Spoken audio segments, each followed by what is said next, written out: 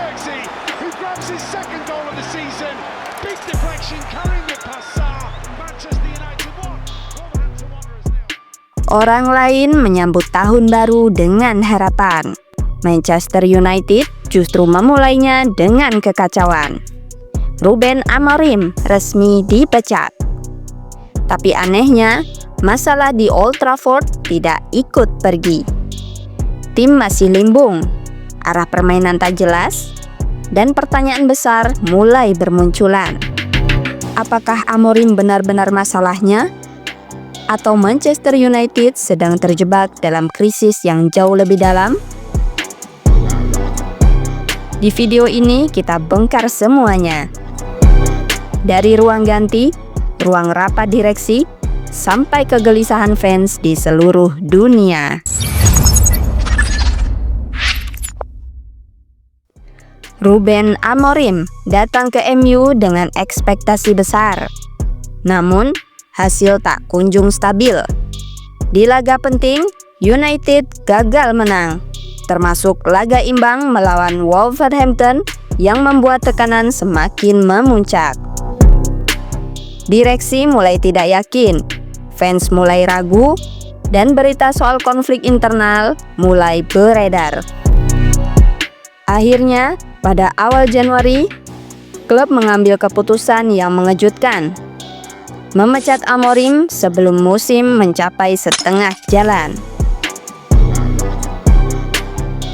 Tapi mari kita lihat apa yang terjadi setelah pemecatan itu. Darren Fletcher sebagai pelatih interim memimpin MU di laga pertama, dan hasilnya imbang. Angka yang sama, performa yang masih tidak meyakinkan. Ini jadi pertanyaan besar. Apakah masalahnya benar-benar di Amorim saja? Atau MU sedang berada dalam krisis yang lebih dalam?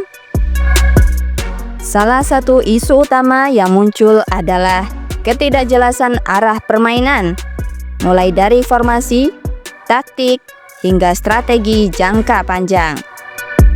Ketika pelatih baru datang sebagai interim, belum ada rencana taktik yang jelas. Tim seperti kehilangan identitas, bingung mau main apa dan bagaimana mencapai target Liga Champions. Sedangkan fans, mereka meminta konsistensi. Legendanya, mereka mempertanyakan keputusan klub yang tergesa-gesa. 20 yards out maybe, 21 yards.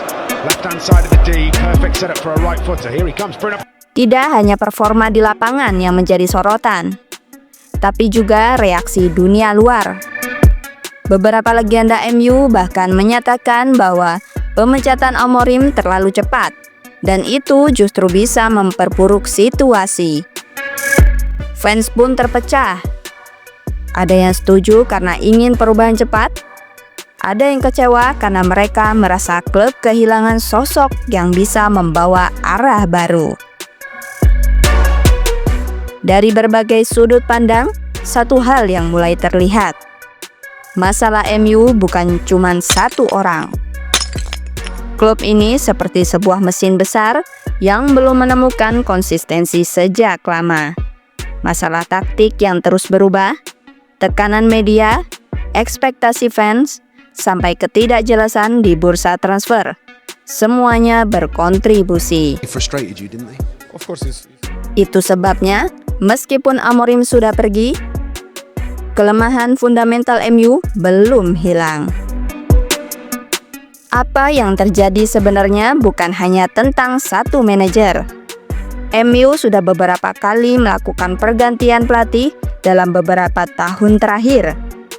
Dan setiap kali mereka memecat satu pelatih, performa tim hanya berubah sedikit atau bahkan tetap stagnan. Ini membuat banyak pihak bertanya, apakah siklus pergantian pelatih ini malah jadi akar masalah yang lebih besar? Setelah pemecatan Amorim, nama-nama muncul sebagai kandidat pelatih baru. Solskjaer, Carrick, bahkan ada nama besar lain yang menerpa. Tapi sampai sekarang belum ada keputusan final. Dan ini yang membuat MU masih tetap dalam ketidakpastian arah sepak bola.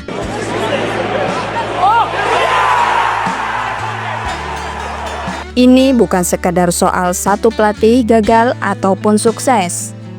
Ini adalah soal budaya klub, kejelasan visi, dan kesabaran dalam membangun struktur jangka panjang.